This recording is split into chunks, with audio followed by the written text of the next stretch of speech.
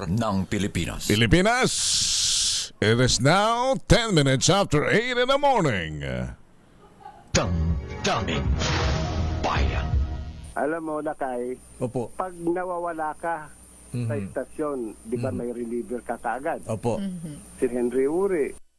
Alam mo, Lakay, Opo. pag nawawala ka sa istasyon, di ba may reliever ka kaagad? Opo.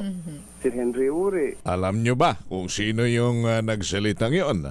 At isa siyang lingkod bayan na may maningning na integridad at dignidad. Saya ho ay ang ating kagalang-galang na ombudsman. Siya po si Justice Samuel Martires. At ngayon ay ating makakahuntahan ito sapagkat nilambingan natin siya ng interview. Siya ho ay dating Associate Justice ng Korte Suprema.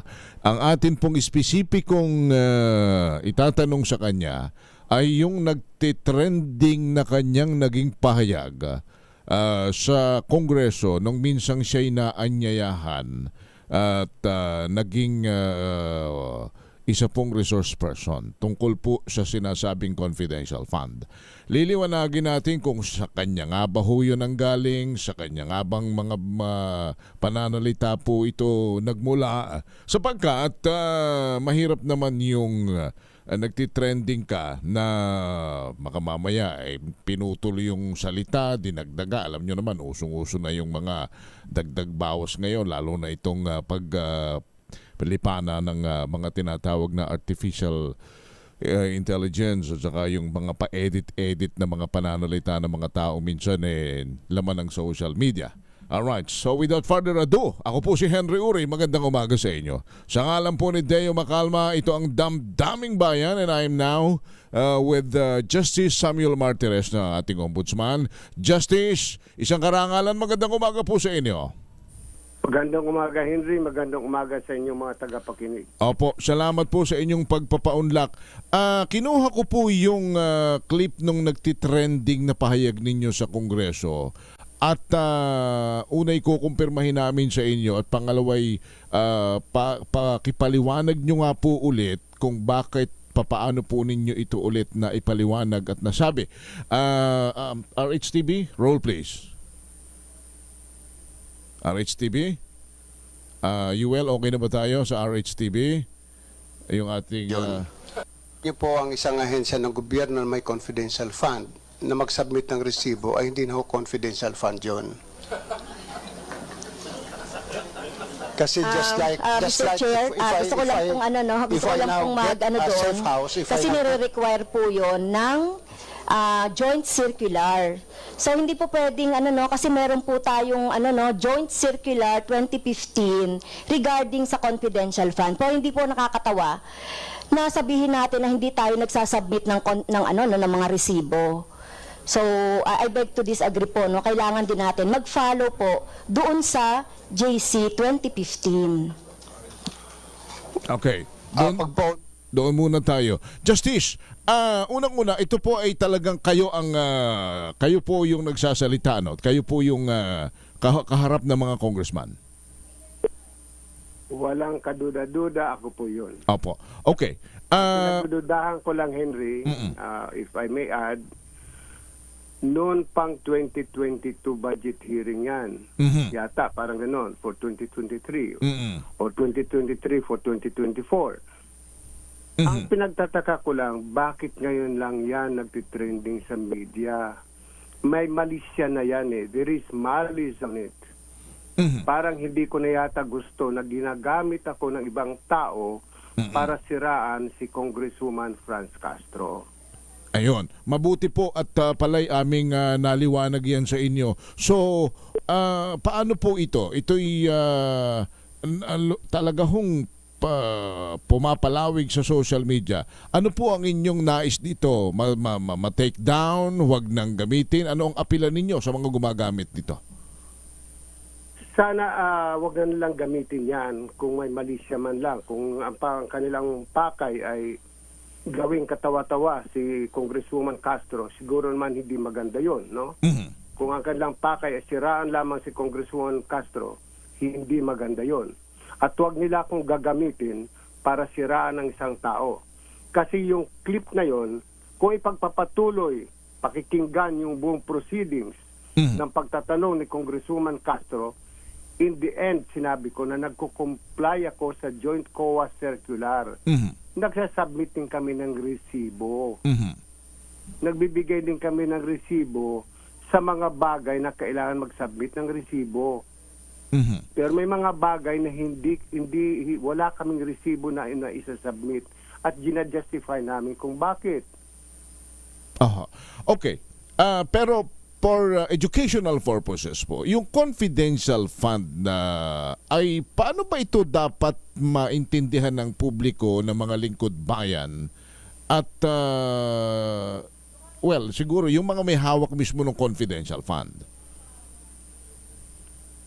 Ay ito'y binibigay sa mga ahensya ng gobyerno who is involved in investigation like the Armed Forces of the Philippines, yung ISAF natin sa military, yung ating PNP kasama ng CIDG, yung Department of Justice na tawag dito sa National Bureau of Investigation, and probably even the Bureau of Immigration dahil mayroon silang unit sa Bureau of Immigration na nagmumonitor mga illegal aliens sa ating bansa.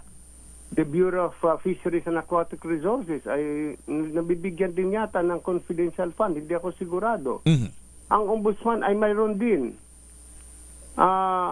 Subalit, dapat mag-comply din kami sa COA Circular, yung sinasabi ni Congresswoman Castro na Joint COA Circular. We do comply with those things. Every quarter, we submit a report to the President, the Senate President, and the Speaker of the House. Every quarter yon. Nagsasubmit kami ng report at pati na sa Commission on Audit, copy furnished sila. So may mga bagay doon sa aming pag-liquidate ng ang paggamit ng confidential fund na kuminsan sinasabi ng Commission on Audit, o bakit ito walang resibo? O bakit ito, anong justification ninyo kung bakit wala man lang pinirmahan yung tao? Sino bang, kasi minsan sinasabi lang namin na nag-iimbestiga kami ng isang kaso ng isang tao, ng isang politiko, ng isang ahensya ng gobyerno. Hindi na namin pinapangalanan. So, tinatanong kami malimit ng Commission on Audit, sino itong iniimbestiga ninyo? Ang sagot namin, hindi namin pwedeng sabihin sino yun kasi confidential yung investigasyon namin. Paano kung ikaw yung nagtatanong sa akin, Justice, sino ang iniimbestiga ninyo? Paano kung sinabi ko ikaw? Aha, tama. Di ba? Ikaw yung nagtatanong ngayon tungkol sa gamit ng confidential fund. Paano kung sinabi ko, ikaw yung iniimbestigahan namin eh? Paano kung tinuro ko kung sino man opisyal ng gobyerno? Paano yun? Di hinabol kami ngayon, di alam na niya kung anong gagawin kasi alam niya iniimbestiga siya. Much more, it will jeopardize and hamper the investigation. Precisely. Oo. Opo. So, iyan hong hindi pagpapakilala sa pamamagitan ng resibo ay iyan ho ang sinasabi ngayon na yung confidential fund na hinahanap nila kay Vice President Sara Duterte na mayroong mga lumabas na pangalan, yung Mary Grace Piatos, yung wala daw ho nakita ang PSA na mga ganong pangalan. What do you think of that? Kung ito ho ay sadyang ginamitan ng mga fictitious, mga talagang iniba ang pangalan, tama lang ho ba yon para maiiwas kung kanino nila ginamit at sino ang pinagbigyan nila ng confidential fund? On that aspect, Henry, parang napakahirap magkomentaryo dahil this is now the subject of an impeachment case that was filed, or complaint that was filed before the House. Pero sa yung mga lumalabas sa dyaryo na itong mga ginamit na pangalan, siguro dapat ipaliwanag ng Vice Presidente sino ba itong mga taong ito. kung fictitious man yon, bakit siya gumamit ng fictitious na pangalan? You have to justify that. Hindi basta lang sasabihin mo na yan, totoong pangalan yan. Hindi. Kailan ipaliwanag niya? Pinapaliwanag namin yun eh. At hindi kami gumagamit ng fictitious names. We either do not use a name or you use yung tunay na pangalan. Kasi katulad ng, halimbawa, gusto mong kumuha ng safe house. You'll have a contract of lease doon sa may-ari ng bahay, di ba? O sa may-ari ng condominium. So, hindi mo pwedeng sabihin na fictitious yung pangalan ng may-ari ng condominium. But at the same manner, hindi mo naman dapat i-reveal yun sapagkat malalaman ng mga kalaban na iyong minamanmanan. Hindi mo dapat i-reveal na mayroon kang safe house. Oo. On the part of the ombudsman, nakikigamit ako ng safe house ng may safe house. Hindi kami umuupa ng safe house. Nakikigamit na lang ako. Kung mayroon ako mga confidential meetings, doon kami nagwi-meeting sa safe house, nakikigamit ako doon sa safe house ng isang ahensya. Yung bang pag-iimbestiga ho para lalo na kaya nga tinawag itong confidential sapagkat alam naman natin pag sinabing confidential yan ay hindi dapat inilalantad, hindi dapat nalalaman ng balana. Ito hubay dapat pag pinag-usapan, pag inimbestigahan. Dapat ba ito executive session, closed door meeting, walang dapat media, hindi dapat nalalaman ng tao? Otherwise, yun ang binabanggit natin kanina, it will jeopardize the process. Well, ang pinag-uusapan na dito, paano mo ginamit yung iyong confidential funds? I think it is the right of the people to know paano mo ginamit. Pero yung saan mo ginamit during the process na ginagamit mo yung confidential fund, nag-iimbestiga ka, yun ang confidential, no? Pero yung pag iniimbestiga ka na, tinatanong ka, saan mo ba ginamit ito? Sino to? Sino itong si Henry Uri? Sino itong si Cesar Chavez? So ituturo mo ngayon, sino itong mga taong ito? Kailangan... I think it is the right of the people to know. Pag iniimbestiga ka na. Opo. Pero kailan po sa tingin ninyo'y dapat maging maingat din yung mga nag-iimbestiga lalo na kung mga iyan na nga itong mga pagdinig na ito sa mambabatas na ang pag-iimbestiga ay hindi makukulayan ng anumang usaping politikal na para bang hinahanapan mo ng ikasisira, hinahanapan mo ng butas yung isang yung isang head of agency na may hawak ng pondo. I think nasa manner of investigation na yan, I cannot just comment on what the Quadcom is doing or any committee in the House of Representatives. Nasa sa kanila na yon, how on the manner on how they investigate. Now, since they are investigating in aid of legislation, nasa sa kanila parang to ferret out the truth. Para sila that would guide them na magpasa ng batas in the future na kailangan isabatas ito dahil ito ang problema natin sa paggamit ng confidential fund. It's up to them. But I think the resource person can always ask for an executive session. Okay. Ang mga ahensya ng pamahalaan na may mga hawak na confidential fund, ang sinasabi of course ng mga supporter ni Vice President, dapat imbestigahan natin lahat. Dapat hindi lamang ang Department of Education, ang Office of the Vice President, naririyan ang may malaking confidential fund, the Office of the President and other government agencies. Your take on that, Justice? Well, I think it's tama yun. Imbestigahan kami lahat, di ba? Nandiyan naman ang Commission on Audit na mag-iimbestiga eh. Dahil nga, sabi ko every quarter we submit a report on the use of our confidential funds. We submit a report to the President, to the Speaker of the House, and to the Senate President. Copy furnished always, the Commission on Audit. Binubusisin la paano namin ginamit yung confidential fund for a particular quarter. So I think nararapat lamang na ganun ang gawin siguro. Imbestigahan lahat. Pero existing na yung investigasyon eh. Kumbaga sa every quarter ni-imbestiga eh. Kaya nakikita nga kung mayroon kang kalukuhang ginawa eh.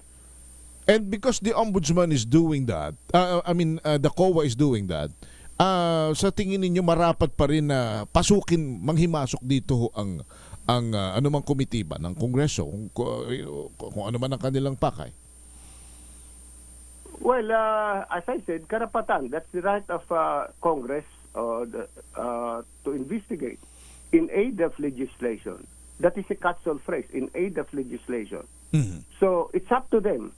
If they think that they should investigate para makapagpasa sila ng batas for them to be able to pass a law that would in the future prevent the commission of similar offenses or similar acts, eh siguro. Alright. Last question, Justice, yung isa pang nagtitrending sa inyo na umiikot sa social media, yung sinabi ninyo na wala kayong nakikita na bagay na kinakailangang imbestigahan sa pangalawang Pangulo. Well, kasi yung statement kong yun, nanggaling yun doon sa tanong sa utterance ng pangalawang Pangulo na ipapapatay niya ang presidente, ang speaker at saka ang asawa ng presidente. Ang pananaw namin, this utterance has nothing to do or is not in relation to her office. So this is a personal one na ang dapat mag-imbestiga ang Department of Justice, National Bureau of Investigation, and if the Department of Justice finds probable cause, they can file the case in court. Kami, hindi kami dito dahil ang jurisdiction lang namin refers to offenses other than the violation of the Anti-Graft and Corrupt Practices Act and offenses under the Revised Penal Code in relation to the Anti-Graft and Corrupt Practices Act. May dagdag doon na offenses committed in relation to office. Yung bang pagbibitaw ng salita, pananakot ni Vice Presidente Duterte na papapatay niya ang presidente, is that an utterance committed in relation to office? Yun. Alright. Pagdating sa confidential fund, tinitingnan namin, pinag-aaralan namin, mayroon bang violation siya na hindi namin kailangan hintayin ang final audit report ng COA para kami mag-imbestiga sa kanya. Tinitingnan namin lahat yun. Okay. Yung angulo ho, Justice, na papasok lamang kayo kung ang usapin ay tungkol na sa pagnanakaw ng pondo ng bayan. Espesipiko po ang ombudsman doon. Oo. Hindi. Ganito. If in this yung liquidation ng confidential fund, no?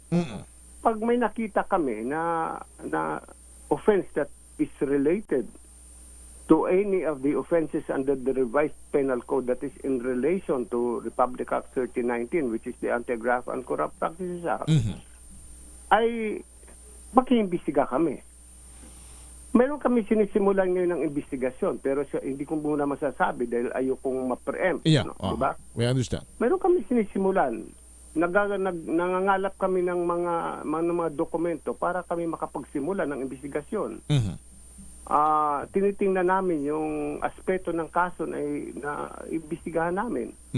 So, lahat ng ito hindi kami papasok dahil lang sa sabi mo yung because pagnanakaw ng pondo ng bayan. Oo, hindi lang pagdating doon kasi maraming aspeto eh. Alright. Ano ba daw ho ang ibig sabihin ng COA unqualified opinion? Ano bang ibig sabihin? Ano bang kahulugan nito? Pag sinabing ikaw ay mayroong unqualified opinion, ang iyong ahensya at ikaw na head of government agency, meron kang unqualified opinion?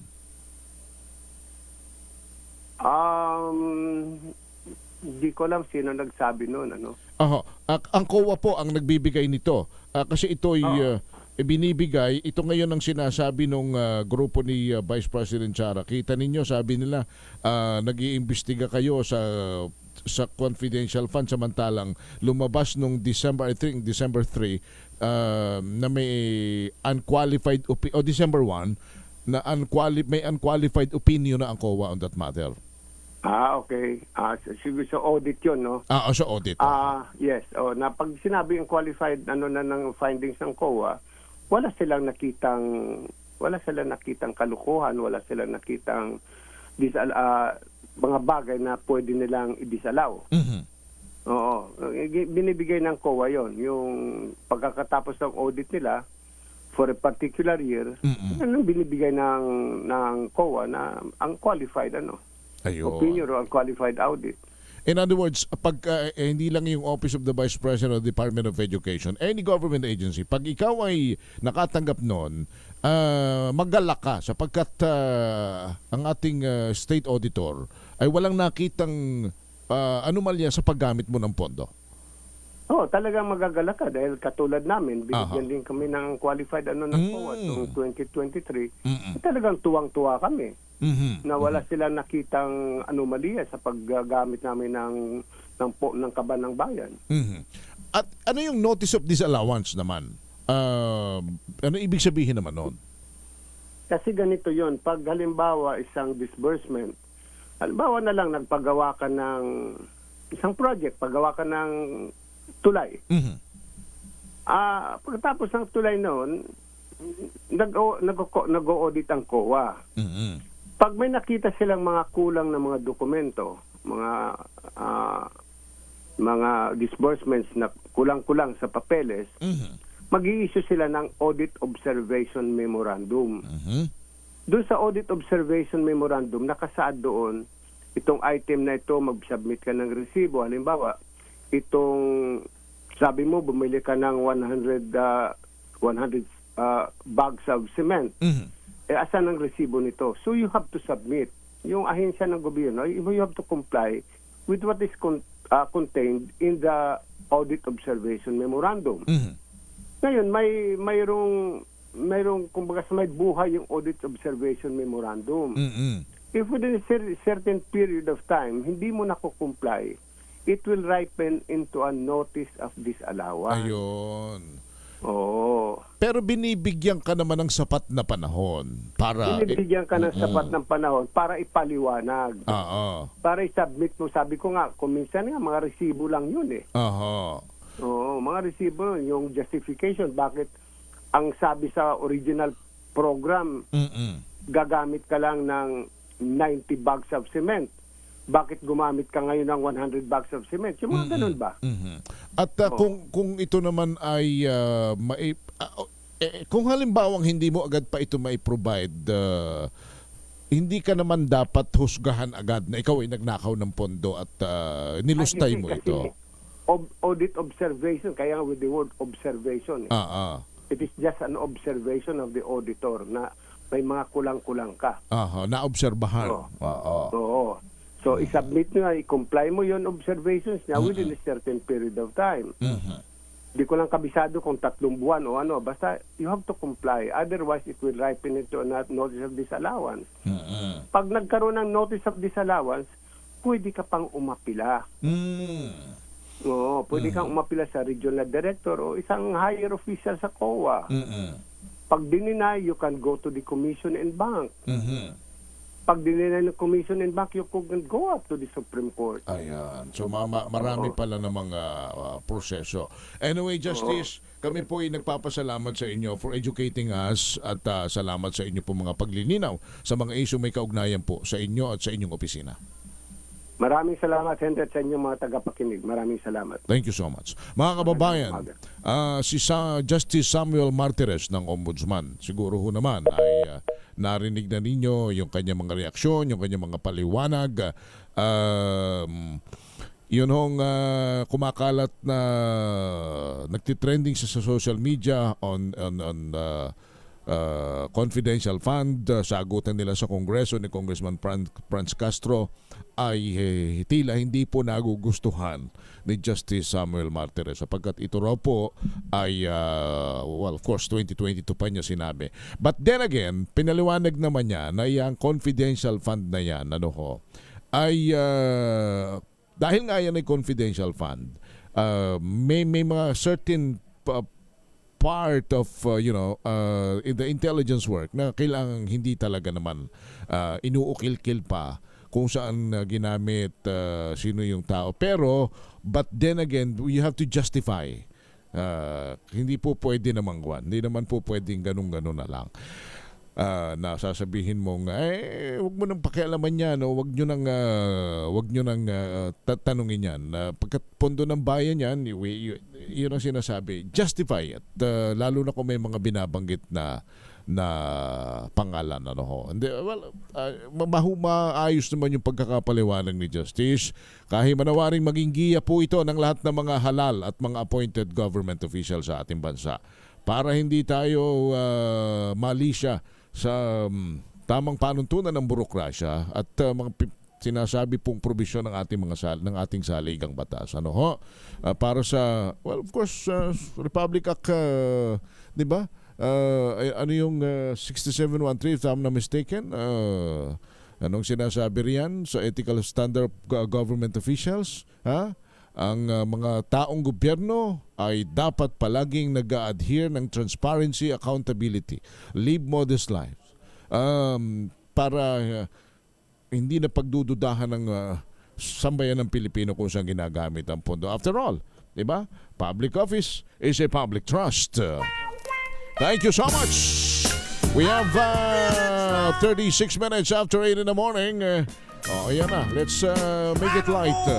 On the lighter side of the of the show, meron tayong Pasko Panalo promo nasa Barangay Parancillo Villa, Valenzuela City. Ayan. Pasko Panalo promo, punta na kayo. Nasa Barangay Parancillo Villa, Valenzuela City. Take it away, Het. We'll be back after the break. Ilalive ko na lang yung pinatugtog nyo kahapon na Johnny Mathis. Silent night. Bakit parang bakit ganon yung boses? Parang naman kumakanta yung tagagabi ng lagim naman. Di naman Johnny Mathis yan, Mr. Uri. Anyway, kami ho ang taong bayan, si Henry Uri Puare. At Sister Elpo Elaine Apit, minus lakay Mayor Deo Macalma, marami nagtatanong. Si Mayor po baka naglalaba Biyernes Biyernes, alam niyo naman ang Biyernes, labada day ni Mayor Deo. But tayo uusad hanggang 10 in the morning. Punta muna tayo din sa mga report na hatid po ng ating mga reporter sa labas ng himpilan. Iyon hong unahin siguro natin yung hawak mo, Sister El. Sige, unahin muna natin ang update mula sa Malacanang. Yes. Andyan ang ating Malacanang reporter. Si Sherwin muna. Si Sherwin ang muna. ng bayan muna. Sige, mamimigay ito ng limpak-limpak na premyo dyan sa Valenzuela. Sherwin Alfaro, nasaan ka? Panalo ang Pasko sa Teaser H. Dahil sa Pasko Panalo, mas malakas promo. Puntahan na natin ang location ng ating roving team. Namamasko po. Alright, Sherwin. Ang ganda ng bahay Henry, magandang umaga. Yan hindi yan yung winner natin. Hindi yan bahay ng winner. Dahil yan ay bahay ng kapitbahay. Personalidad. Bahay yan ng personalidad kung saan ipinangalan sa kanya itong buong lungsod ng Valenzuela. Sino? Si Pio. Si Pio. Yan, tama. Si Dr. Pio Valenzuela. Yes. Yan yung kanyang dating bahay na ipinarenovate ng lokal na pamahalaan ng Valenzuela dahil nga bilang pagpupugay sa kanyang kabayanihan noong panahon ng Kastila, noong panahon ng Katipunan. Dahil si Pio Valenzuela na ipinanganak dito sa dati itong lugar ng Bulacan, dating sakop ito ng Bulacan, Pulo, kung tawagin, Pulo, Bulacan, kung saan siya ipinanganak, naging bahagi ito ng Valenzuela dahil nga doon sa kanyang pagkakakilanlan. Pinanganak noong July 11, 1869 itong si Dr. Valenzuela naging instrumento sa pagpapalaganap ng katipunan dito nga sa bahagi ng Bulacan. Alright. Siya yung, at age 22 habang nag-aaral sa University of Santo Tomas o UST, nahimok na sumama itong si Dr. Pio Valenzuela dahil isa siyang Pilipino na Kastila o Kastilang pinanganak sa Pilipinas na kung tawagin noon ay ilustrado. Okay. So, Lalo nung panahon na sila yung mga Pilipino na hindi kinikilala ng mga Kastila, siya umanib doon sa katipunan at siya rin yung naging malapit na kaibigan ng Bonifacio. Sige. Naging tulay naman para papalapit kay Jose Rizal. Maraming pinadala nga si Valenzuela sa dapitan, hinimok ni Valenzuela itong si Rizal na kung maaari tumanib doon sa pag-akyat sa gagawin ng katipunan. Bagay na hindi silang ayunan ni Rizal dahil alam ni Rizal noong mga panahon na yon na kulang sa kagamitan ng mga katipunero dahil ang gamit lamang ay mga bulo at mga sibat. Pero, sige, salamat Mr. Ambet Ocampo. Sa napaka... Ang ating historian. Pero sino ang mananalo? Baka ito na anak ni Pio Valenzuela. Sige, sinong winner natin? Sinong winner natin? Ang ganda nung bahay. Ito na. Ang layo, di ba? Ang layo. Dahil dito sa bahay na to, malakas ang nakikinig at nanonood ng DZRH. Magandang umaga po. Ay, ang layo ng segue ko. Andun pa ako nang galing sa kabilang kanto. Pangalan niyo po, tatay? Gerardo Rivera po. Tatay Gerardo, palagi kayo nakasunod sa DZRH. Opo. Ayan o. Aba, nanonood ng TV, ay nanonood sa RHTV. Oo. Henry Yuri. Si Henry Yuri. Talaga naman. Deo Makalma. Sila kay Deo Makalma. Sila kay Deo. Si Henry Yuri. Si Sister Eto, meron ka 1,000 pesos. Ay, salamat. Thank you. At syempre, meron ka pang grocery mula sa DZRH. Salamat. Napamaskong grocery. At syempre, ang pinaka-importante, pampainit. Ayun, vitamin E ni Mayor. Deo Makalma. Opo, sige po. Sa bahay nyo, naarawan kayo, magpayong kayo. Yan ang DZRH umbrella. Yan, maraming salamat po sa inyo pagtulog po lagi. Nakapayong sa loob ng bahay.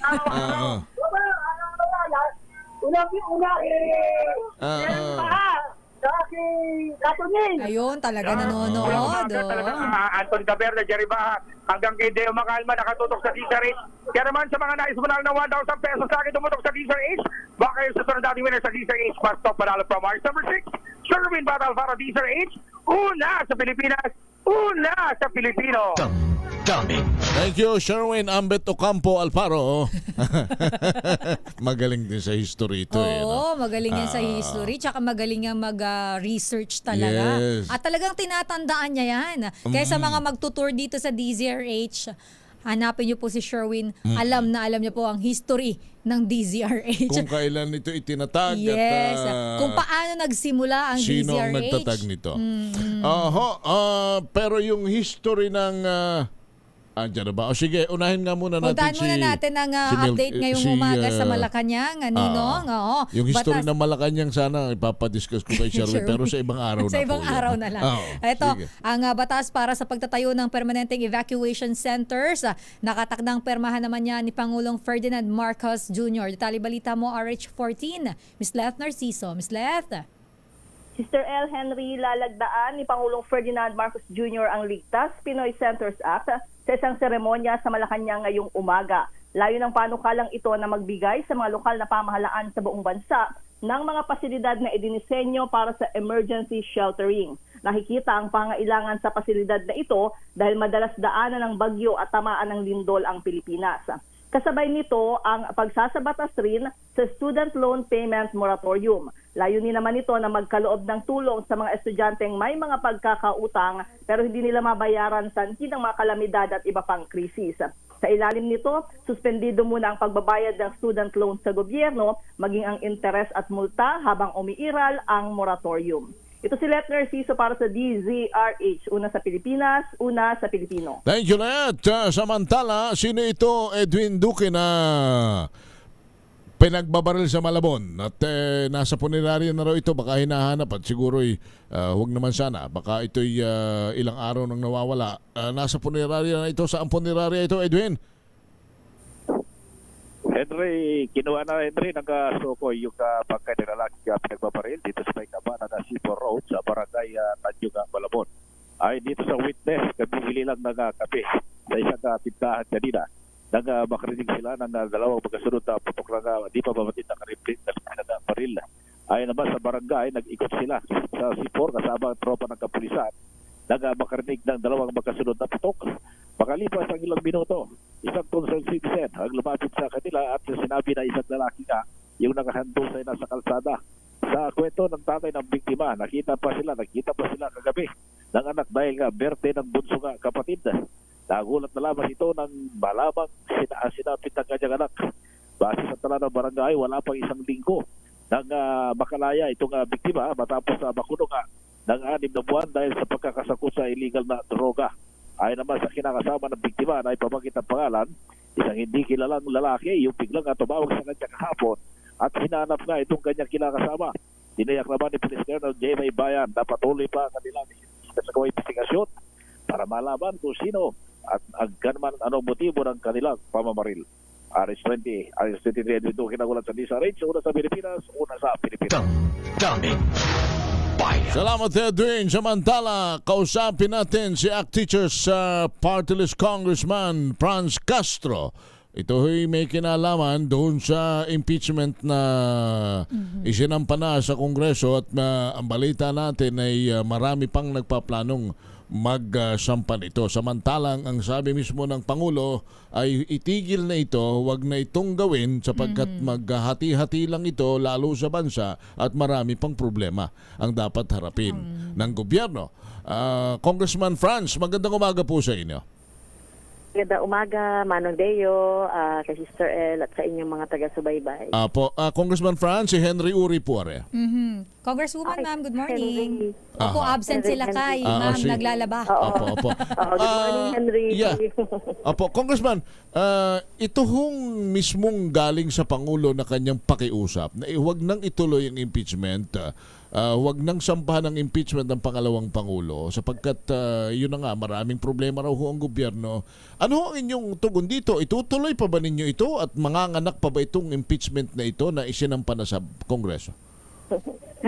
Oo, Henry, kami ay resolved na ituloy itong impeachment. In fact, nagsisimula na kaming mag-gather ng mga support, pirma ng aming mga colleagues para umusad na yung impeachment. Yun namang sinabi ni Pangulo Marcos, syempre nadismaya ako dahil kasi separation of power, so dapat hindi siya although may sarili siyang damdamin or feeling kung kaugnay ng impeachment, nakikreate kasi ito ng confusion among members of the House of Representatives. So sana hindi na siya nagsalita ng ganyan kasi this is a mandate ng House of Representatives ng Kongreso, kaya tingin natin ay uncalled for yung ganong mga sinasabi para sa amin. Ang House Speaker, ano ho ang sabi kung kayo'y nagkausap na doon sa panawagan ng Pangulo? Well, wala po kaming chance na magkausap ni Speaker. Basta kami po sa Makabayan, nag-file kami nag-endorse kami nitong impeachment complaint based po doon sa sinubmit sa amin nung 75 na member ng iba't ibang mga organization. Congresswoman Castro, ma'am, kumusta na po? Ano po ang update nitong nilaunch ninyo na impeachment signature campaign laban po dito kay Vice President Sara Duterte? Well, kami ay nag-send ng copy sa aming mga colleagues para maintindihan nila at makita nila. Kasi anyway, lahat naman nakafocus doon sa mga hearing ng Committee on Good Government. So, halos lahat naman ng ating mga colleagues ay alam na, Alam na kasi isa lang naman yung grounds namin dito, yung betrayal of public trust. Yung mga documents, videos, mga hearings, yun ay mga patunay, na ng mga claim namin dito sa aming mga grounds. Kaya, nagbigay kami ng copy sa ating mga colleagues. So, tingnan natin by Monday kasi mag-iikot na kami ng signature form kung pipirma na sila. Oho. Congresswoman, kayo ba ay nasa Malacanang din nung isang gabi ho na nagpatawag ang ating Pangulo ng ang ikay fellowship with the Congressman? Ay, no po, Henry, hindi kami pumupunta sa mga fellowship sa Malacanang. Oho. Iniisa sa inyo wala hong pumunta? Wala po. Okay. Pero kayo ba'y sumasang-ayon doon sa sinasabi niya na ang impeachment ay hindi na dapat pagtuunan ng pansin sapagkat mas maraming problema ang bayan na dapat pong asikasuhin? Hindi po, no? Kasi kami naman, separate naman yung ginagawa natin dito sa House of Representatives. Yung mga problema ng bayan, kami naman i-resolve din namin dito through legislative mga measures and activity. So, gano'n na lang siguro, no? Gawin namin yung aming mandato, ang executive, gawin din yung kanilang mandato. Ito, katulad ng inflation at iba't iba pang mga problema, economics, meron kaming committee para mapag-usapan po yun at ongoing po yan, December 10 to 11, yung pagtutuloy niyan. Congresswoman, ma'am, so hindi po kayo nag-agree na nabanggit po ng Pangulo na ito ay waste of time, pagsasayang lang daw po ito ng oras at sa kabila nga po ng pakiusap niya na wag na lang ituloy dahil nga nabanggit na din kanina ni partner Henry na ito ay may mas maraming mga bagay tayong dapat pagtuunan dito sa ating bansa dahil marami tayong mga problema at hindi naman magbebenepisyo ang bawat Pilipino rito. Magbebenepisyo po, no, with due respect sa ating Pangulo, magbebenepisyo po ang mga mamamayan dito kasi ito ay may kaugnayan sa misuse of funds na 612.5 million, no. Yung accountability, mahalaga yan, no, sa ating taong bayan na ang isang official talaga ay sa public trust, dapat ay pinangangalagaan nila ito. At makikita ng taong bayan kung ang mga official, ang mga employee ay maayos, no, yung paggampan ng kanilang mga tungkulin, maayos yung paggasta ng mga pondo na ibinibigay ng mga taxpayers, ay malaki po yung benepisyo nito, no, sa bawat individual na mamamayan. So yun po yung inaano natin na ina-assert namin na mas malaki yung magagawa ng ating ng impeachment dahil i-account mo, you put into account itong mga pantaas na opisyal ng gobyerno na nagmi-misspend or nagwawaldas ng pondo ng ating mga mamamayan. Congresswoman, if you have a follow-up, go ahead, Sister. Siguro lang po, last on my end, ang grounds po ng complaint ninyo ay betrayal of public trust. Congresswoman, ma'am, mayroon po bang plano ang Makabayan Black at iba pa pong mga nagsampa ng impeachment complaint laban kay Vice President Sara Duterte na magsampa rin po ng kaso sa korte? Wala po akong alam, Ang alam lang po namin yung sa NBI. So, on our part, wala pa po kaming alam na magsasampa ng criminal case against Vice President. Congresswoman, kailan kayo din mag-i-initiate na maimbestigahan ang iba pang mga ahensya ng gobyerno from the Office of the Vice President down to other government agencies na mayroon pong kanya-kanya at malalaki rin at bilyones din pong mga confidential fund? Ay, Henry, hindi ko lang alam yung month, no? Siguro August 2023, meron kaming House Resolution ang Makabayan, no? Si Congressman Raul Manuel, si Congresswoman Arlene Brosas, at saka ako, nag-file kami ng House Resolution para imbestigahan lahat ng may mga confidential funds, including the Office of the President. Meron po kaming final na yon. At kasunod po nun, nag-file din kami ng bill para ma-abolish itong mga confidential funds. Opo, pero since it was August pa ho, kailan po kaya ito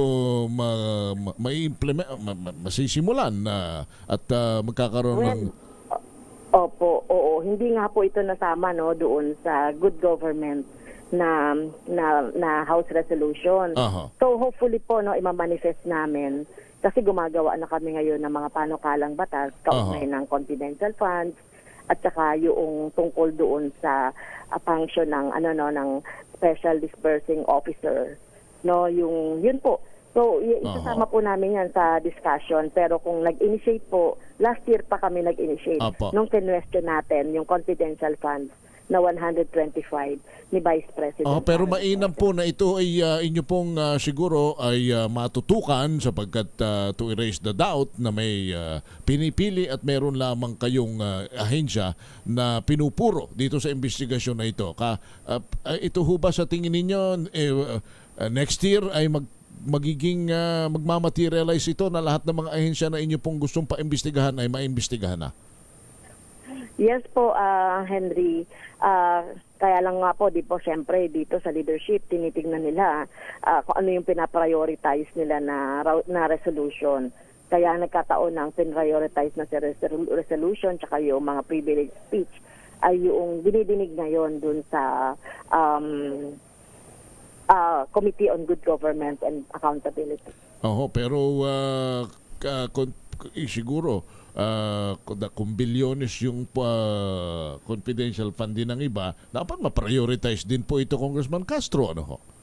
Yes, oo. Tama ka nga, Henry, no? Sana ma-prioritize din ito ng ating Kongreso. Okay. Last from my end also, paano ho? Mayroon pa bang kahit may panawagan ng ating Pangulo, mayroon pa ba isa sa inyo na miyembro ng Akbayan, ng Makabayan na mag-i-sponsor pa ng mga papasok na impeachment complaint? Ang balita po namin, Henry, no, parang mayroon pang papasok na impeachment complaint. Di lang namin alam kung kanino, saan manggagaling ng mga organisasyon o mga mamamayan. Opo. Na i-endorse po din po ng aming mga kasamahan. So, sa bahagi lang po ng Makabayan, so ito po, nag-undergo na po kami ng signature campaign. So in other words po, kung papa-sponsoran sa inyo, willing pa rin kayo at handa kayo mag-sponsor nito? Yes po, no, kung makikita natin yung mga grounds doon sa impeachment complaint. So madadagdagan pa po Congresswoman Franz Castro, ma'am? Yes, opo, madadagdagan pa. Alright. Ma'am, salamat na marami sa inyo for Thank you po, picking up our call. good morning po. Salamat din po. Good morning. Salamat po si Congressman Franz Castro ng A-Teachers Party. Oo nga pala, nagalabo-labo na. ACT Teachers Party List. Iba pala yung Namimekos-mekos iba ka pala na. yung A-Teachers Act. Magkaiba pa ba yan? Sige. Pero ACT talaga yung kanila. ACT Teachers Party List. At dahil dyan, sabi ni Manong Chavit, Ano sabi ni Manong Chavit? isinusulong ngayon ni dating Ilocos Sur Governor at senatorial candidate Luis Chavit Singson ang isang eksklusibong hakbang para sa ipatutupad na Public Utility Vehicle Modernization Program or PUBMP ng pamahalaan. Ayon kay Singson, na kilala rin bilang Manong Chavit, nais niyang maging financially accessible sa mga Pilipinong jeepney operators ang PUVMP. Sa kanyang pagdalo sa Western Visayas Transport Summit sa Iloilo, inilunsad ni Manong Chavit ang kanyang natatanging e-jeep at ibinahagi ang kanyang naging papel sa modernization efforts bago man niya napagdesisyon ng tumakbo bilang senador. Paliwanag niya, bagamat isang well-intentioned initiative ang PUVMP, ang financial model umano nito ay hindi practical sa maraming mga jeepney drivers, lalo na yung mga walang kakayahang mangutang sa mga bangko. Sinabi pa ni Singson na nakita niya ang hamon na kinakaharap ng ating mga tsuper, marami pa sa kanilang kaya hindi kayang bayaran ng mga pautang dahil limitadong access sa mga serbisyo sa pagbabangko, kaya nagpasya na siyang personal na punduhan ang transition. Thank you! Babalik kami ni Sister El. Ako po si Henry Uri. Ang interview natin kay Congresswoman Franz Castro, inaanak. Yes, alam ninyo, Nino. August pa, mayroong initiative na ang kanilang hanay na mapaimbestigahan ang lahat ng mga ahensyang may hawak ng confidential funds. Pero siya na rin ang nagsabi na kung sino at alin ang ipaprioritize ay hindi nila hawak. Hawak na ito ng liderato ng Kongreso. Kanya naman, hindi maiiwasan na pag-isipan kayo riyan ng masama sapagkat kung titingnan mo yung mga may hawak na malalaking confidential fund ay meron pang mas malalaki na may hawak ng confidential fund. Kung prioritization ang pag-uusapan, dapat ang ipa-priority mo yung may pinakamalaking hawak. Yung may pinakamaraming confidential fund. Anong ahensya ba ang may pinakamalaking hawak na confidential funds? We cannot deny, of course, from the Office of the President down to other government agencies. Sunod-sunod yan. At sabi naman kanina ni Justice Samuel Martires, basta maipaliwanag ng tama, ay wala namang Walang problema. question, walang problema. Kanya lang, yun na nga, para hindi ito para sa inyo, para hindi kayo napag-iisipan na pinopolitika ninyo mga Duterte, dinudurog ninyo si Vice President Sara Duterte, di ba? Galing mismo kay Congressman Franz Castro na nagpa-prioritize kung alin ang iimbestigahan yung liderato ng House. So, baka yung prioritization ninyo ay magkaroon ng realignment kung alin talaga ang dapat unahin. Pero dangan din lamang na umusad na yan sa Office of the Vice President, isunod na kung sino pa mga dapat na imbestigahan. Total naman meron na pala kayong ipinal na resolution dyan. Pero siguro, di ba, di para wala ng gulo, yung mga ahensya na wala naman dapat confidential funds. Tanggalin na. Tanggalin na lang lahat. Oo. Para wala ng gulo-gulo. Ang bigyan na lang ng confidential funds, yun talagang mga ahensya na kailangan ng mga sa intelligence. At katulad ibigay. Tsaka mas malaking pondo ang ibigay sa kanila, NBI, DND, yung mga ganyan, Pwede PNP, naman yun diba? Halimbawa, ang Department of Public Works, DTI, o other government agencies, Department of Education, meron silang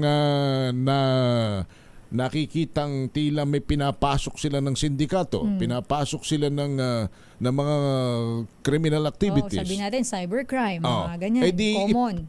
Ipatrabaho ninyo sa NBI, refer ipatrabaho nyo sa NICA, ipatrabaho nyo sa PNP, na sila ang dapat pinagkakalooban ng malalaking intelligence, confidential funds. Dahil trabaho naman talaga nila yun. Law enforcement investigating agency yan So, tama si Sister, ibuhos ninyo sa kanila. Kasi sila yung kailangan talaga.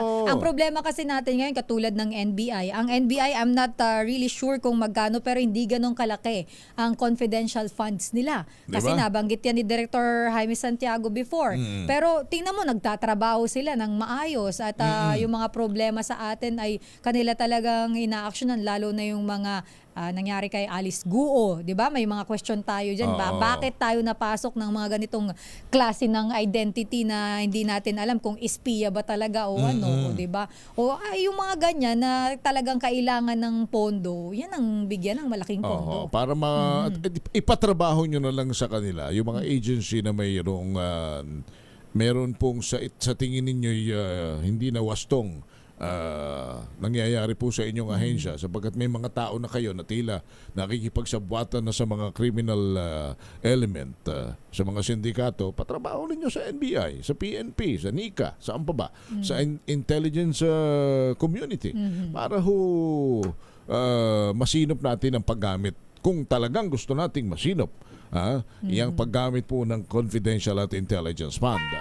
Samantala, 20 minutes after 9 in the morning, yun na mga product endorsers hindi dapat kinakasuhan kapag nagkakaproblema ang produkto na kanilang ini-endorso.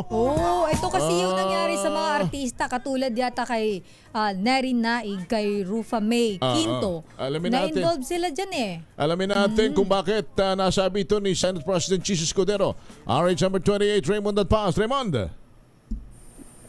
Ito para din sa inyong dalawa ito, Henry at Elaine, na nag-endorso ng iba't ibang mga produkto. Parang hindi ako kasama doon na kay Raymond. Si Elaine, meron itong ini-endorse na Ano? Pampaputing walang hapdi. Hindi, champion lang ako, tsaka Hana shampoo ni Don Simeon Labandero Chu. Kasama yun. Pero Henry at Elaine, nagpaalala nga itong si Senate President Francis C. Escudero na yung mga endorsers gaya ng mga celebrity, mga politiko at even yung mga sports personality ay wala namang kinalaman sa mga hindi dapat sila kinakasuhan kapag nagka-problema yung mga produkto nilang ini-endorso. Ito yung paglilinaw, kasunod naman ng controversial na kaso ng ilang mga celebrity na nakulong dahil sa kanilang mga kaso. Paliwanag ni Escudero kung ang isang celebrity ay product endorser lamang, ay wala itong liability kapag nagka-problema yung produkto. Ang kaibahan lamang ay kung yung endorser ay nagbibenta din ng shares ng kumpanya, doon nagkakaproblema dahil ito'y sinasabing paglabag sa security o revised Securities Act dahil bago magbenta ng shares, kailangan muna ng lisensya. Para kay Escudero, may mga batas ng binalangkas para dito, ngunit kung iba ang pananaw ng kanyang mga kapwa-senador, ay nakahanda itong pag-usapan ito. Ang payo niya sa mga endorsers ay dapat gaya ng ginagawa daw ng kanyang misis na si Ms. Arte Evangelista, ay pinarerepaso sa kanya yung kontrata bago man lang mag-endorso ng anumang mga produkto para matiyak na sila ay protektado, kabilaan protektado yung kumpanya, pati yung endorser ay protektado din. Narito ang naging pahayag ni Senate President Chis Escudero. Para sa akin, sapat yung batas. Ihiwalay mo ang ordinaryong endorser sa endorser na partner pa. Ang aligasyon remember, complaints are based on allegations that need to be proved in court. So ang aligasyon ay maliban sa endorser, partner, bahagi, may kasama sa korporasyon o kumpanya. So ang rason kung bakit sila kinakasuhan, hindi dahil endorser sila, dahil bahagi sila di umano ng kumpanya. A mere endorser should not be liable to any scams that will happen doon sa restaurant o doon sa negosyo o doon sa business. Ang naging bahagi ng pahayag ni Senate President Chis Escudero.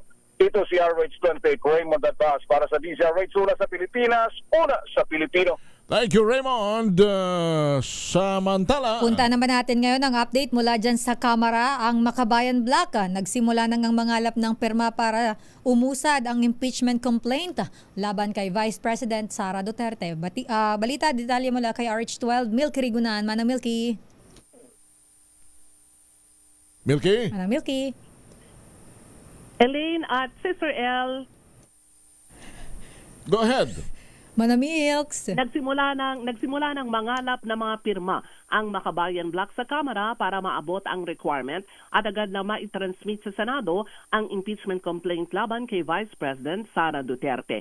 Batay sa konstitusyon at sa House Rules tungkol sa impeachment, kakailanganin ang lagda ng 106 na kongresista para automatikong maitransmit na sa Senado at simula na ang paglilitis. Ayon kay Kabataan Party List Representative Raul Manuel, hindi lamang ito usapin ng numero kundi ang integridad ng serbisyo publiko at tiwala ng mamamayan.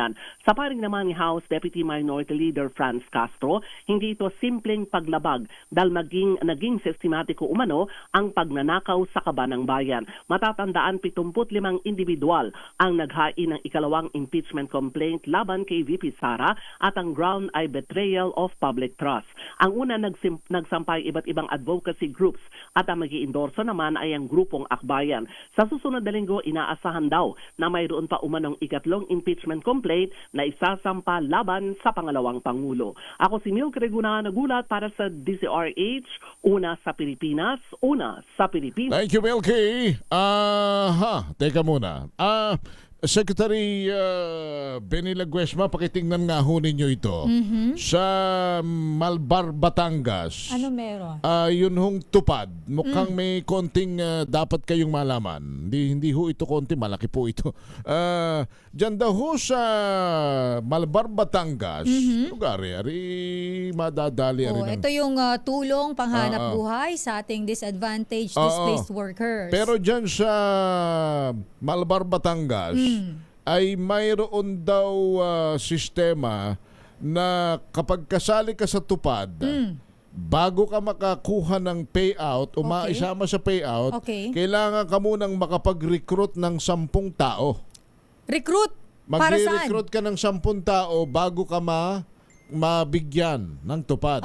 I-recruit, anong gagawin? Tapos pag naka-recruit ka, yung may pipirmahan kang papel na ang sabi magbibigay ka ng 600 pesos. Voluntary contribution daw ito. Pero voluntary ay may amount. 600. Ang pipirma ka daw dito sa papel na ang nakalagay ay contribution to We Malbar Pabahay. Ano itong We Malbar Pabahay na ito?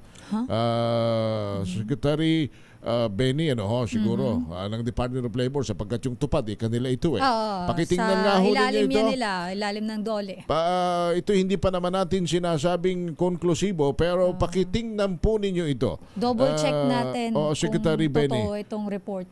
Sister, kung totoo na sa Malbar ay makakasali ka sa payout ng tupad. Basta magre-recruit ka ng 10. Tapos may pipila pang kang We Malbar pabahay and then parang acknowledgement receipt ito na ikaw ay hinihingan ng 600 pesos na voluntary contribution. Nako, walang ganyan. Nako, tawagan kaya natin si Secretary para maitanong din natin sa kanya yung sino-sino lang ba ang makikinabang sa tupad at ano-ano ba ang may mga kondisyon ba dapat para ikaw ay maging benepisyaryo ng tupad. Linawin lang natin itong sa tupad kasi actually hindi lang naman yan Ninong Henry ang madalas na reklamo kasi kahit sa ibang mga lugar napopolitika yung iba dahil kapag kamag-anak ka ng isang politiko, automatic kasama ka sa tupad. Pero pagka hindi ka kamag-anak, kahit ikaw ay sabihin na natin mas mahirap pa sa daga, ay hindi ka nila tutulungan at hindi ka nila isasama. Lalo na ang iba, pag hindi ikaw botante, pag hindi ka daw, hindi naman yan bumoboto. Pag hindi ka pagkalabang, kontrapartido ka sa madaling salita. Pag hindi, sabihin na natin kay ano yan. Kahapon kapag ka nakulayan ng politika. Kahapon kausap natin si dating Department of Agriculture Secretary Manny Piñol at yun din, doon din sa kanila sa North Cotabato, may ganyan din. Sa ayuda naman. Na yung ayuda 5,000 pero ang napupunta ay ito ang sabi niya. Magkano ito? May amount siyang binabanggit Talaga naman. Magkano ang bigayan dyan? Nakakatkong Kaya medyo nakakapag-alala na po itong mga ayu-ayudang ito. Department of Budget and Management, di ba kayo hihiling sa Kongreso o sa Senado o mga senador at mga congressman? Hindi ba kayo magpapatawag ng Senate inquiry tungkol dito sa ayuda ito? Ang dami nang lumalabas na anomalya mga ganito na tila na pagsasamantalahan yung konsepto po ng ayuda. Pero again, papadouble check po natin yung report. Hindi naman natin sinasabing totoo agad. Mismong si Secretary Manny Piñol, dating DA Secretary, at siya na ay nagsasabi na handa siyang ipatawag sabi niya nga dito sa kanyang isang post compare notes tayo. Dito sa amin, North Cotabato, ang hatian ng 5K na ayuda, 2,000 sa pobre, 3,000 sa politiko, sa kalaban 0. Grabe naman yun handa hong humarap sa inyo, mga senador, congressman, kung sino man ang magpapatawag ng investigasyon. Siguro kung sino man ang sino bang chairman ng Committee on Appropriations and Finance dyan sa House at saka sa magpatawag ho kayo. Alang-alang ho dito sa mga kawawa naman yung ating mga kababayan na akala naman nila tuwan-tuwa sila at nakakatanggap sila ng ayuda. Yung pala naman ang natatanggap nila bawas pa. Actually, nagtataka ako kasi yung iba, binabawasan talaga nila yan.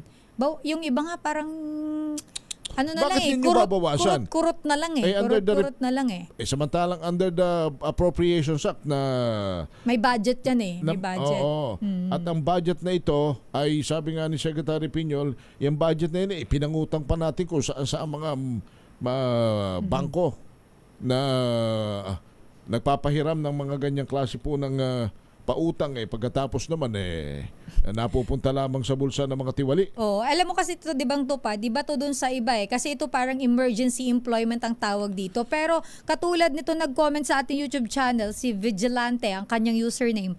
Ang tupad daw sa kanila, ay hindi niya nabanggit yung lugar. Pakibanggit nga kung taga saan ka. Sabi niya, bihis muna, hawak walis, picture din uwi. Balik ng hapon, hawak walis, picture uli. May sahod. Sabi, matik may pera na. Di ba? Oo. Yung nga daw iba, Patay tayo dyan. yun daw iba ang sinasabi, hindi nga mautusan kaya ng pagwawali sa bahay. Oo, tapos biglang tupad. Tapos makikita namin, kasali na sa tupad. Talaga Patay naman. tayo dyan Kaya nananawagan tayo sa total naman in aid of legislation. Patingnan nga ninyo kasi yung AIX din, yung assistance to individual in crisis situation. Yan ang original na pinanggalingan niyan yung yung problema nating malaki na marami ang nawala ng trabaho, marami ang nawala ng pambili ng pagkain at mga essentials. Nung panahon ng pandemya, ibig sabihin may batayan talaga na AIX is pangangailangan. DSWD naman to. Tama ba? Ngayon wala na. Basta kakampi ka na raw ng mga politiko at ikaw siguradong malaking angkan at makakapag-deliver ka ng boto, kahit di ka marunong magwalis. nagiging rich bigla. Mga hawak ng walis. Pero alam mo ba, sabi dito ni Tria Joke, sabi niya, naku po, dito sa Lubang Island, sa AX, pili lang din daw ang binibigyan. No, yan. Ang dami ho. Talagang hindi ho ito sa isang lugar lang. Please, magsagawa kayo ng investigasyon dito. Huwag niyong tulugan ito. Huwag kayong magtengang kawali rito. Mga minamahal naming senador. Huwag ninyong palampasin ito. Pera ng bayan ito, pondo ng mamamayan ito. Pinaghirapan nating mga namumuwis ito. Paano naman kawaawa ho naman. Nakokorap lang. Tsaka ginagawang collateral ng mga tiwaling politiko ang sikmura ng mga Pilipinong nagugutom Pinagsasamantalahin ninyo ang kahirapan. Mantala, yun hong Philippine National Police handa ho sa INC rally laban sa tangkang impeachment kay Vice President Sara at tiniyak naman po ang maximum tolerance ng PNP. RH number 52, Edniel Parosa. Edniel. Henry at Sister L, tiniyak ng pambansang pulisya ang maximum tolerance sakaling ituloy ng Iglesia ni Cristo ang kinakasan itong kilos protesta bilang pagkontra naman sa bangkang impeachment laban kay Vice President Sara Duterte. Ayon kay PNP spokesperson, Police Brigadier General Jean Fajardo, handa ang kapulisan na tumugon sa wali ng religious organization pero wala pa umanong magiging pagbabago sa deployment ng pulisya para sa naturang pagkilos na wala pa rin namang petsa o lugar. Gayunpaman, siniguro ng PNP na magbibigay ito ng security assistance noon naman sa mga lokalidad na inaasahan o posibleng pagdausan ng nasabing rally. Una nang inanunsyo ng INC na susuportahan ito ang panawagan ni Pangulong Bongbong Marcos sa mga mambabatas na huwag nang magsampa ng impeachment complaint laban sa pangalawang Pangulo. Sa kabila niyan, dalawang impeachment complaint na nga ang naihahabla sa Kongreso sa pamamagitan ng pag-endorso ng Akbayan Party List at ng iba pang miyembro. Edniel, would you know kung may venue na ba at kailan ang rally? Wala pa, Henry at Sister L, pero just the same, kabilang doon sa mga potentially pinabantayan ng PNP, yung mga lokalidad ba, dahil alam naman natin itong mga kapatid natin sa INC, parang ano rin to may ano rin to, may per locality rin sila kung tawagin. Yung mga lokalidad ng iglesia na maaring pagsagawa ng activities na yan ay kabilang yan sa mga babantayan at bibigyan ng security ng PNP. Pero sa pangkabuhan mukhang wala pang announcement lalo pat yung pinakahuling announcement yung main anunsyo ay nilabas ng INC Media Group ng Net25. Alright. Thank you, Edniel. Balik sa inyo, Henry at Sister L. Damdamin Bayan. Samantala, nako, sa lahat ng magmamahal, ito ang ayaw ng mga motorista, no? Tataas ang presyo sa gasolina, pero may rollback naman daw po sa diesel at kerosene. Ayan po ay ayon sa Department of Energy. Alamin natin kung magkano ang estimated mula kay RH15, Giselle Ricafort. Giselle. Sister L. Casado ang panibagong dagdag bawas sa mga produktong petrolyo sa susunod na linggo ayon kay Assistant Director Rodela Romero ng DOE Oil Industry Management Bureau. Posibleng tumaas ng 10 hanggang 30 centavos ang kada litro ng gasolina sa susunod na Martes. Maaari namang maglaro ng mula sa 40 hanggang 70 centavos ang rollback sa kada litro ng diesel at 40 hanggang 60 centavos naman sa kerosene. Sinabi ni Romero na resulta ang taas presyo ng walang kasiguruhang geopolitical climate sa gitnang silangan, partikular na yung giyera sa pagitan ng Israel at Hezbollah Group. Gayon din ang pagkaantala ng pagpapadami sa output ng Organization of the Petroleum Exporting Countries o OPEC+. Itutulak naman daw ang rollback sa petrolyo ng bumabang demand outlook para sa susunod na taon, lalo na ng top importer na China, paglakas ng dolyar at ang pangako ni US-elect President Donald Trump na magkakasa ng mas marami na mga drills sa petrolyo. Ito si Giselle Ricafort para sa DZRH, una sa Pilipinas, una sa Pilipinas. Thank you! Salamat, Giselle. Samantala, yung Mandaluyong LGU ho ay nagpaambot daw ng tulong sa mga nasunugan sa Isla Puting Bato sa Tondo, Maynila. RH number 29, Boy Gonzales. Boy! Henry, may sa 2,000 mga iba't ibang mga nakabaksto na ayuda na galing pa sa Mandaluyong LGU nang nagbigay ng tulong dito sa mga kababayan nating nasunugan sa Isla Puting Bato. At ang karamihan sa mga dinner ito, iba't may hygiene kit pa. Bukod sa kay Mayor Benamin Abalos Sr. ay nagbigay yung ilang mga taga DSWD. At ayon kay Chairman Anthony Igos ng Barangay Isla Puting Bato, medyo nakaka-recover na raw yung kanilang mga kababayan dahil sa nung Sabado ay nagbigay din ng tulong ang Pangulong Ferdinand Marcos Jr. ng financial na ayuda na 10,000 kada pamilya at halos na nabubuo na raw 80% na ng mga bahay sa Isla Puting Bato ay nabuo na. Nabubuo na ng kanilang mga bahay na nasunog ng mga nakalipas na linggo. At sa ngayon ay ibibigay na, nakapila na yung mga kababayan natin para ibigay na yung mga ayuda galing pa sa iba't ibang mga magandang loob, lalo na yung lalo na ngayon ang taga Mandaluyong LGU. Ito si Boy Gonzales para sa DZRH, una sa Pilipinas, una sa Pilipinas. Thank you, Boy! Aba, kita mo nga naman Tita Rose Lara, ha? Ng perpetual help system dyan sa Delta.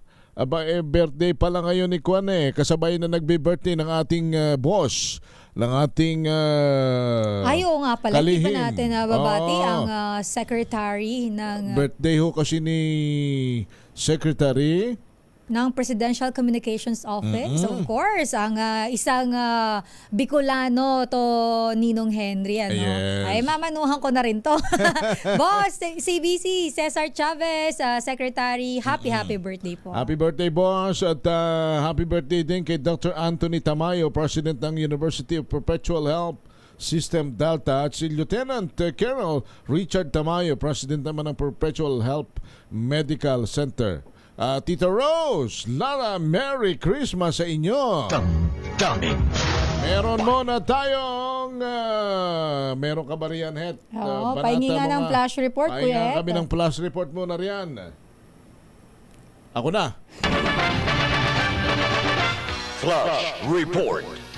Flash Report! Oy, tama-tama. Pinatatawagan natin si Secretary Benny Laguesma sapagkat yung unemployment rate. Naku, malulungkot si Secretary neto. Tumaas sa 3.9% itong Oktubre mula sa 3.7% noong September. Ayon ho sa Philippine Statistics Authority, 2% lang. But of course, mataas pa rin.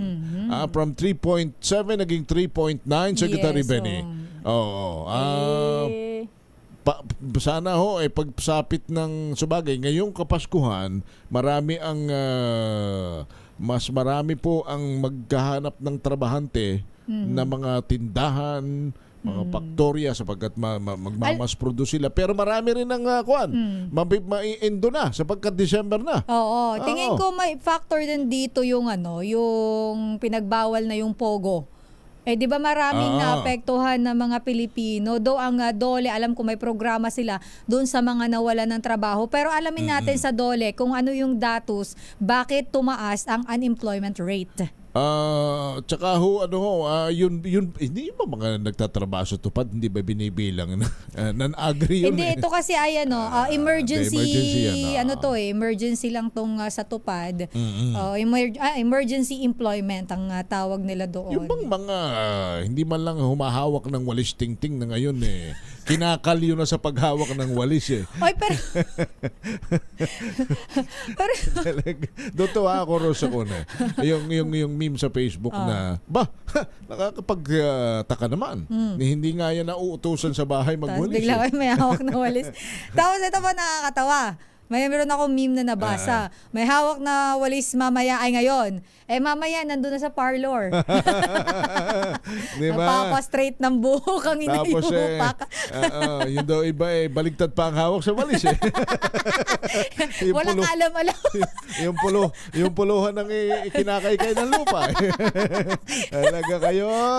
Ay, nako. Pero yan ay yung iba, sarcasm. Pero karamihan po dyan, may hugot sila. Kasi alam naman talaga nila na, Diyos mio, hindi naman, kumbaga, hindi sila qualified na makapasok doon sa tupad. Hindi naman masama ang ayuda sapagkat kinakailangan talaga ng taong naghihirap ang tulong. Pero huwag hong piliin. Kung pipiliin ninyo, ang piliin nyo lang yung mga mahihirap na talagang kailangang tulungan. Hindi yung para lamang magkaroon ng utang na loob sa inyo na kayo iboto sa 2025 at sa 2028 ay inyo na pong isasali. Na kahit naman po itong mga ito'y may kapasidad na gumastos, may paraan para mabuhay, isasali pa ba ganinyo yung mga yan? Kadami naman ang naghihirap. Alam mo, ang gusto parang lang nililegalize na nila Sister El ang vote buying nito. Ay, totoo. Diba? Alam mo, natawa ko, baliktad ang hawak sa walis, switch daw yun. pero ang gusto lang natin itanim doon sa isip, sa puso ng ating mga kababayan. Yan pong mga ayuda ay hindi po yan pera ng politiko o ng kung sino mang tao. Yan po ay pondo ng gobyerno na mula din po sa mga buwis ng taong bayan. So, hindi naman po yan porket kinuha kayo ng isang politician o isali sa tupad to, siya na iboboto nyo. Mas lalo pong wag nyong iboto yon, garapal ho yun, gumagamit ho yun ng hindi niya pera. At diba? Kayo naman, kung alam naman ninyo na mas may deserving pa sa inyong makatanggap, kayo na yung umayaw. At kayo naman ay sa tingin ninyo mabubuhay kahit hindi kayo sumahod dyan sa mga tupad-tupad na yan, ipaubaya na ninyo dun sa mga kapuspalad na walang-wala. Yes, At palagay ko pag ganyan ang inyong naging attitude sa buhay, mas pagpapalaing kayo. Kaysa sa roon sa nakakaalagwa kayo sa buhay, pasali-sali pa kayo riyan sa mga ganyan na para sa mahirap. Kaya tuloy hindi kayo umunlad at umasenso Masyado kayong masamok sa pera kahit hindi na dapat. Samantala, ang ulitin natin yung unemployment rate tumaas po ng 3.9% mula po sa 3.7 noong October. Titingnan natin kung makakausap pa natin sa Secretary Benny Laguasma. Daming bayan. Magandang balita ito sapagkat yun hong batas para sa pagtatayo ng mga evacuation center sa bawat munisipalidad. Ganap na pong batas, tila napirmahan na ito ng ating Pangulo. Si RH number 14, Leth Narciso. Henry, Sister El, pirmado na nga ni Pangulong Ferdinand Marcos Jr. ang Ligtas Pinoy Centers Act. Layo ng Republic Act 12076 na magbigay sa mga lokal na pamahalaan sa buong bansa ng mga pasilidad na idinisenyo para sa emergency sheltering. Sa kanyang talumpati sa katatapos na signing ceremony sa Malacanang, binigyang diin ni Pangulong Ferdinand Marcos Jr. ang pangangailangan sa ganitong pasilidad sa harap ng mga hamon ng nagbabagang panahon. Narito si Pangulong Marcos. We need to ensure that the evacuation centers sufficiently respond to the needs of our people affected by calamities and other such emergencies. Investing in these climate-resilient facilities must be the norm, for we are not only protecting the people's lives, but also capacitating our local government units to respond, to reduce, and to manage the risks of disasters. Kasabay na nilagdaan ni Pangulong Marcos ang Student Loan Payment Moratorium. Layo ng Republic Act number 12077 na magkaloob ng tulong sa mga estudyanteng may mga pagkakautang pero hindi mabayaran sanhi ng mga kalamidad. Ayon sa Pangulo, nararapat lang masuspindihin muna ang pagbabayad ng student loan sa panahon ng kalamidad para maibsan ang kanilang pasanin at maipagpatuloy ang pag-aaral kasabay ng pagbangon mula sa krisis. Ito si Let Narciso para sa DZRH. Una sa Pilipinas, una sa Pilipino. Maraming salamat, Let. Daming bayan. Uunahan na namin kayo ni Sister L, ha? With all due respect, at hindi naman lahat, yung mga LGU ay minamandatuhan na ngayon na mag-establish kayo ng inyong mga evacuation centers. Yes, oo. It means, kinakailangan yung mga pagpatayo ng mga struktura.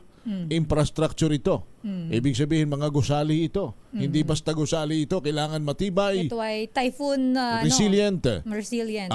At pag may magtatayo ng gusali, ibig sabihin may kontrata. May kontraktor. Kaya sana naman, ito naman ay dahil sa ang pinag-uusapan natin dito ay kalamidad, ay wag nyo naman sanang i-overprice yung inyong mga ipatatayo. O kaya naman, yung materials, wag ninyong mga materyales. wag ninyong anong tawag yun? Substandard. Substandard. Yun yung problema. Kasi kapag binagyo yan, isang bagyo lang babagsak yan. Pag substandard ang inyong mga materyales. Kayong mga contractor naman, alang-alang naman sa kalamidad, siguro spare this ko naman this project naman. Malalaking pondong ilalabas dito sigurado. Kaya kung magkano ang naka-specific sa technical anong tawag dito, specification, magkano ang nakalagay sa dapat pagkagastusan, ay ibuhos ninyong lahat. Wag na kayong magbigay sa mga politiko. Gastusin ninyo lahat para mas maging matibay. Yes. Tsaka for sure meron yung standard na sinusunod yung mga ganyang klase ng building. At sana naman wag kayong masyadong greedy dahil kapag dumating ang kalamidad, walang masisilungan yung ating mga kababayan. Tsaka na importante itong meron tayong mga evacuation centers. Bakit?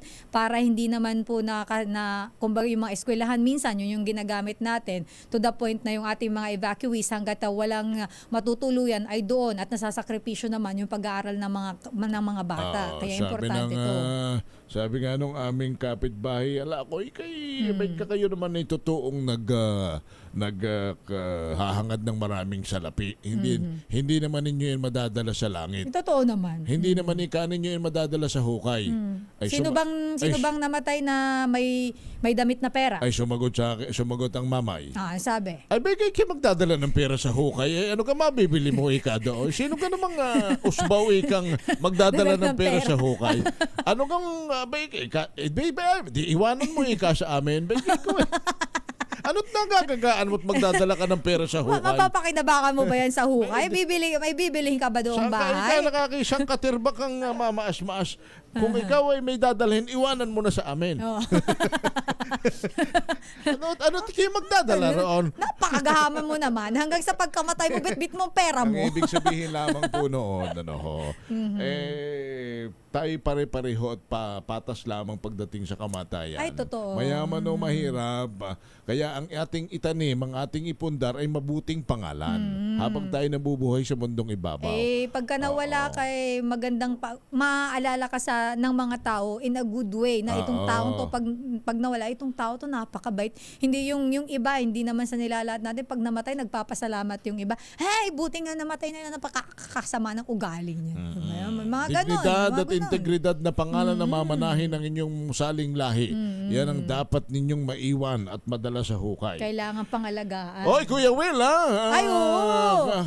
Ba, kita mo si Kuya Will. Nanonood pala ang Kuya Will. Gaganyan-ganyan niya. Kahit pilyo yan, mabuting pangalan ang meron niya. Aba naman, oo. Si At Kuya- alam nating tumutulong talaga yan sa mga kapwa natin Pilipino. Wala ba tayong Jackie Chan?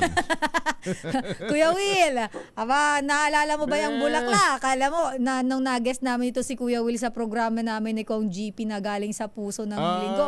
Aba, hindi niya makalimut-kalimutan yung pabulaklak ko eh. Sabi niya, ang laki naman ng bulaklak mo. Bagong dilig yun parati eh. Kuya Will, ha? Congratulations. Bakit? Sa Pulse Asia Survey, noong November 11, sabi ni Kuya Will, November 2 to 11 survey, aba, isipin mo yun, ano na ba ito? Pang-anim, si Kuya Will. Aba naman. Pang-anim na siya. Number 1 ay... Sino ba ang number 1? wag na. Sabi ni Kuya Will, huwag mo nang banggitin ang kalaban. Ikaw talaga yung babanggitin mo pa ang kalaban. Number 1 si Mariposa. Sino ba si Mariposa? Iba yun? Sino? Sino yan? Sino ba, Ikaw Kuya talaga Will? kung sino yun? Kuya Will, sino ba Ay, dancer niya yun. Dancer niya ba si Mariposa? Si Mariposa ay dancer niya yun sa programa niya dati. Si Luningning. Si Luningning. Ikaw talaga eh. Oy, parang hindi mo kapanahunan yun. Colonel Vicente Cabatingan, ang ating mga kaibigan sa PNP, Colonel Vicente Cabatingan, Colonel Joel Villanueva, dyan sa QCPD. At si Colonel Lacuesta naman ng aming Quezon PNP Director. Si General Andre Dizon. Jen, good morning. Diyos maray na aga sa mga PNP Kasurug Cups. Namimiss na ni Sister Ay, naman siya. Hindi ako nagsabi niya. Engineer Nelson Castro, magandang umaga po sa inyo. Salamat po sa inyong pakikinig at panonood na rin. Thank you. Thank you so much. Kuya Rondel Diaz, dyan sa San Pablo, mabuhay ka, at si Ate Barbie Diaz. Kuya Bong Ariola ng PCSO. Ang mga taga-PCSO. Hi, Sir Bong. Good morning. Mabuhay kayo dyan sa PCSO. Bicolano rin pala ito, no? Yan Diyos ang maray mga na aga. hindi umuurong sa pagtulong. Mandaluyong LGU. Aba, meron daw hong, tapos na pala rin isang malawakang pamamaril at pagpatay sa mga vloggers na mga migratory birds sa Candaba Swamp. Ikinaalarma ni dating Mayor Jerry Pelayo. Si RH number 5, Val Gonzalez. Val. Dahil dyan, Henry at Sister L ay nagpasaklolo na sa National Bureau of Investigation si dating Candaba, Pampanga Mayor Jerry Pelayo para tukuyin ng mga vloggers na nagtutungo ng Candaba Swamp para pumatay ng iba't ibang uri ng migratory birds. Labis na ikinagagalit ni ex-Mayor Pelayo ang lantarang pamamaril ng mga animal hunter na vloggers na ikinauubos na ng mga ibon na dumarayo sa lugar. Kabilang aniya sa tinatarget ng mga vlogger ang pagpatay sa Philippine Wildcat na kung tawagin sa Pampanga ay ibong dumara. Ang Philippine Wildcat ay isa sa itinuturing na endangered species ng ibon na nasa red list ng International Union for Conservation of Nature.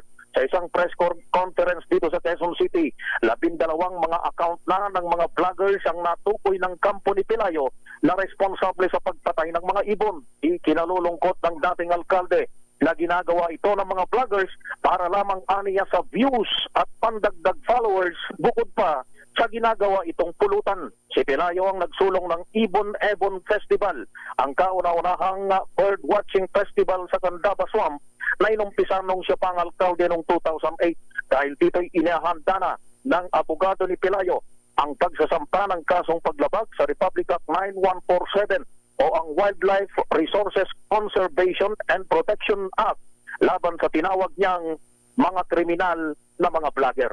Ako si Val Gonzalez, DZRH, una sa Pilipinas, una sa Pilipino. Thank you, Val. Ay, Val! Yung palang aksidente dyan sa may Ateneo, may Ateneo ba ito? Tama ba? Val? Ay, alin? Yung kanina? Yung kahapon? Yung kagabi? Ay, kagabi. Yung talagang nagkarambola yung mga sasakyan. 4 ang patay doon, Val, ano? Correct, oo. 4 yung patay, 25 yung sugatan. Sino ang talagang punot dulo ng aksidente? yung wing van, yung wing van truck na minamaneho ng isang Richard Pulago Mangupag na agad na tumakas matapos yung aksidente, matapos yung manigim na aksidente. Pero kaninang madaling araw ay naaresto na siya ng Quezon City Police District Traffic Sector 3 at ngayon ay inihahanda na yung patong-patong na mga kaso laban dito sa driver na ito at yung mga sasakyan, kung makikita mo, Henry at Sister El, ay Parang kinuyumos na papel itong iba. Oo, ayon dito kay Pulago, pababa na raw sila ng Katipunan flyover nang mawalan daw ng preno yung wing van na kanyang minamaneho. Iniwasan naman daw niya yung hilera ng mga motorsiklo, pero ito'y bumangga sa ibang sasakyan doon sa L300. Ang problema, yung tabi ng L300 ay parang namumulaklak din ng mga motorcycle riders na siya niyang inararo hanggang sa isara ng ilang oras yung bahagi ng Katipunan flyover dahil yung mga namatay ba driver ng iba't ibang vehicles o mga motorsiklo? Karamihan na driver ng motorsiklo dahil kung makikita ninyo yung video na kinuha natin kaninang umaga dyan sa bahagi ng Traffic Sector 3, yung kulay itim na SUV, kung titingnan mo ay walang mabubuhay pero ligtas yung mga nakasakay doon. Ang sabi ng investigador, yung mga karamihan daw doon sa mga namatay ay doon mula doon sa mga nakasakay ng motorsiklo. Grabe itong Grabe, Oo, warak-warak talaga. Nakakapanghilakbot ito, Val. Salamat. Thank you. Back to you, Henry at Sister El. Thank you, Val Gonzales. Mag-iingat naman kayo saan man kayo paroroon. Lalo na yung mga nagmamaneho ng malalaking sasakyan ng mga truck. Dapat nasa state of mind po tayo lagi. Tsaka bago kayo umalis, basic naman, tinuro naman sa ating lahat yan, i-check nyo muna lahat. Bago kayo umusad, yung preno ninyo, inyo muna kaldagin kung kumakagat, kung hindi. Bago ninyo pasibatin ang inyong mga sasakyan. Mahirap ikatwiran yung palagi na lang ganyan ang naririnig natin. Nawala ng preno. Baka mamaya, human error pala yun, diba? Baka inaantok, lasing, wag naman sana. Pero yun lang ho naman, preno ay inyong palaging i-check kung talagang yan ang dahilan. Lalo kung ang inyong daladalay, kahit maliit na sasakyan, ang preno'y yan ho ang magliligtas sa buhay natin pagka yan laging maayos ang kondisyon. Paalam na kami ni Sister El. Thank you! Sila kayo naman siguro by Monday makakasama na ninyo. Yes. Mamayang hapon meron pa akong 5 to 6 mamaya sila kay darating mamaya sa kanyang programa Break Time. Alright. Salamat po sa ngalan ni Deo Makalma. Kami po ang inyong nakasama sa Damdaming Bayan. Ako si Henry Uri. Ito naman po si Sister El. Stay safe everyone. Happy weekend. Ingat-ingat po tayo. This time check is brought to you by ACS Manufacturing Corporation.